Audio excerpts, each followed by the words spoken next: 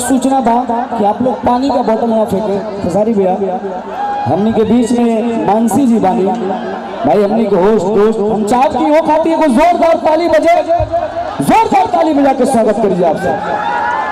नहीं, तालियां मेरे लिए अब नहीं बजनी चाहिए, क्योंकि जब बगल में इतने hot and handsome Khesari Lal ji खड़े हो तो तालियां अगर मेरे लिए बजेगी तो फिर ये बहुत गलत बात हो जाएगा। ये बताइए, अगर हॉट हम है तो आप क्या हैं? बोल नहीं सकते सबके सामने, लेकिन आपको क्या लगता है? आप लोग पानी का बोतल मत फेंकिए, अपने आप को फेंक दीजिए। नहीं, दिल फेंकिए, दिल फेंकिए, खेसारी लाल जी पे दिल फेंकिए। आप लोग पानी फेंक के क्या होगा? अरे विनोदवा अंतरिक्ष में जाइए कहाँ? एक नंबर, यहाँ थोड़ा सा पुलिंग पकड़ कि तू आराम से रॉकेट की तरह उड़ जाइए। का कहल जाए मैंने तहरा दोसर अरे हिला के गिराइबे का बाबू, हिलाओ मत न तो गिर जाई, डर लगे बैठल बा। हम जब भी बलिया के धरती पे आते हैं, मेरा गांव तो बगले में है, तो मुझे कभी ये महसूस आप लोगों ने नहीं होने दिया कि खेसारी आपके घर का बेटा नहीं है। हमारे बड़े भाई राघवेंद्र भैया जिनके सौजन्य से कार्यक्रम हमेशा, और मेरे बड़े भाई उमा शंकर सिंह जी आज हमनी के भतीजा के रिसेप्शन में बनी जा, और ये कार्यक्रम हमारा बजाते जे भैया के घरे जब कार्यक्रम होला तो उमा शंकर भैया कार्यक्रम ना करावेले, यज्ञ करा देले।